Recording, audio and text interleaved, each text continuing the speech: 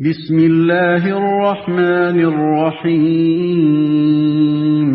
اللہ کے نام سے جو رحمان اور رحیم ہے۔ اگر تم سفر کی حالت میں ہو اور دستاویز لکھنے کے لیے کوئی کاتب نہ ملے تو رہن بالقبض پر معاملہ کرو۔ اگر تم میں سے کوئی شخص دوسرے پر بھروسہ کر کے اس کے ساتھ کوئی معاملہ کرے تو جس پر بھروسہ کیا گیا ہے اسے چاہیے کہ امانت ادا کرے اور اللہ اپنے رب سے ڈرے، اور شہادت ہرگز نہ چھپاؤ۔ جو شہادت چھپاتا ہے اس کا دل گناہ میں آلودہ ہے، اور اللہ تمہارے اعمال سے بے خبر نہیں ہے۔ تو رہن بالقبض پر معاملہ کرو۔ یہ مطلب نہیں ہے کہ رہن کا معاملہ صرف سفر ہی میں ہو سکتا ہے، بلکہ ایسی صورت کیونکہ زیادہ تر سفر میں پیش آتی ہے اس لیے خاص طور پر اس کا ذکر کر دیا گیا ہے۔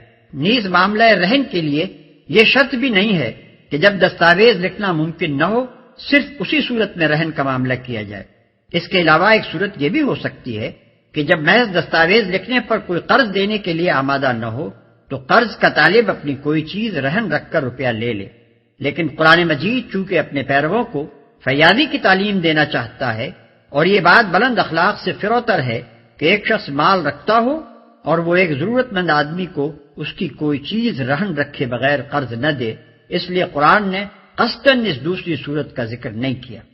اس سلسلے میں یہ بھی معلوم ہونا چاہیے کہ رہن بالقبض کا مقصد صرف یہ ہے کہ قرض دینے والے کو اپنی قرض کی واپسی کا اطمینان ہو جائے، اسے اپنے دیے ہوئے مال کے معاوضے میں شے مرہونہ سے فائدہ اٹھانے کا حق نہیں۔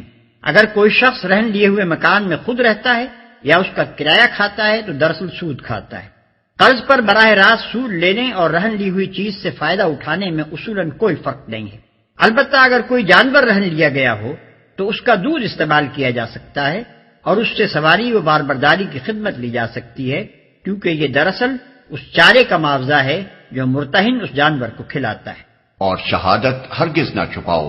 شہادت دینے سے گریز کرنا یا شہادت میں صحیح واقعات کے اظہار سے پرہیز کرنا، دونوں پر شہادت چھپانے کا اطلاق ہوتا ہے۔